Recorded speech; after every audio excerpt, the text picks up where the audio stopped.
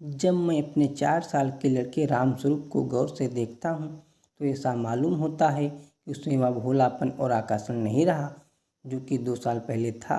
वह मुझे अपनी सुर्ख और संजीदा आंखों से घूरता हुआ नजर आता है।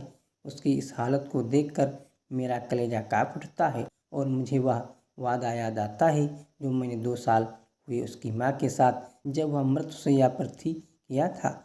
आदमी इतना स्वार्थी और अपनी इंद्रियों का इतना गुलाम है कि अपना फर्ज किसी वक्त ही महसूस करता है। उस दिन जबकि डॉक्टर नाउम्मीद हो चुके थे, उसने रोते हुए मुझे पूछा था, क्या तुम दूसरी शादी कर लोगे? जरूर कर लेना। फिर चौंक कर कहा, मेरे राम का क्या बनेगा? उसका ख्याल रखना अगर हो सके। मैंने कहा, हाँ, मैं वादा करता हूँ कि मैं कभी दूसरी शादी नहीं करूँगा। और रामस्वरूप, तुम उसकी फिक्र ना करो, क्या तुम अच्छी ना होगी? उसने मेरी तरफ हाथ फेंक दिया, जैसे कहा, लो अलविदा। 2 मिनट बाद दुनिया मेरी आंखों में अंधेरी हो गई। रामस्वरूप वह माँ का हो गया। 2-3 दिन उसको कलेजे से लिपटाए रखा। आखिरी छुट्टी पूरी होने पर उसको पिताजी के सुपुर्द करके मैं फिर अपनी ड्यूटी पर चला गया। 2-3 महीने दिल बहुत उदास रहा नौकरी की, क्योंकि उसे सिवाय चारा ना था। दिल में कई मंसूबे बांधता रहा। 2-3 साल नौकरी करके रुपये लेकर दुनिया की सैर को निकल जाऊंगा, या करूंगा, वह करूंगा। अब कहीं दिल नहीं लगता था। घर से खत बराबर आ रहे थे कि फला जगह से नाते आ रहे हैं, आदमी बहुत अच्छे हैं, लड़की अकल की तेज और खूबसूरत है, फिर ऐसी जगह नहीं मिलेगी, आखिरी करना है ये तो कर लो। हर बात मेरी राय पूछी जाती थी, लेकिन मैं बराबर इनकार किया जाता था। मैं हैरान था कि इंसान किस तरह दूसरी शादी पर आमदा हो सकता है, जबकि उसकी सुंदर और पतप्रणा स्त्री को, जो कि उसके लिए स्वर्ग की एक भेंट थी, भगवान ने एक बार छीन लिया। वक्त बीतता गया, फिर यार दोस्तों के तकाजे शुरू हो गए। कहने लगे, जाने भेज दो, औरत पैर की जूती है, जब एक फट गई तो दूसरी बदल ली। स्त्री का कितना भयानक अपमान है, यह कहकर मैं उनका मुंह बंद कर दिया करता था।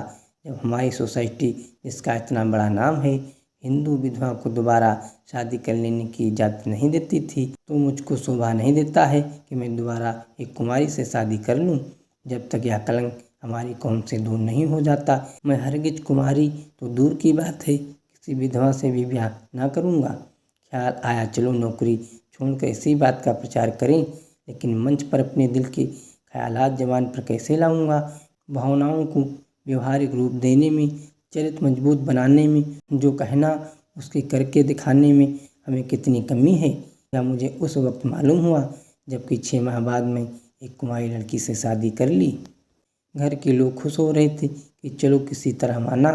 उधर उस दिन मेरी बिरादरी के 2-3 पढ़े लिखे रिश्तेदारों ने डांट बताई, तुम जो कहा करते थे मैं विवाह से ही शादी करूँगा, लंबा चौड़ा व्याख्यान दिया करते थे, अब वह तमाम बातें किधर गई?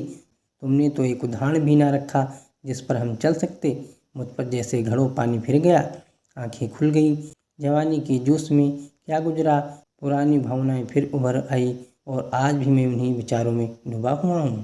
सोचा था नौकर लड़के को नहीं संभाल सकता, औरतें ही इस काम के लिए ठीक हैं। ब्याह कर लेने पर जब औरत घर में आएगी तो रामस्वरूप को अपने पास बाहर रख सकूँगा और उसका खासा ख्याल रखूँगा।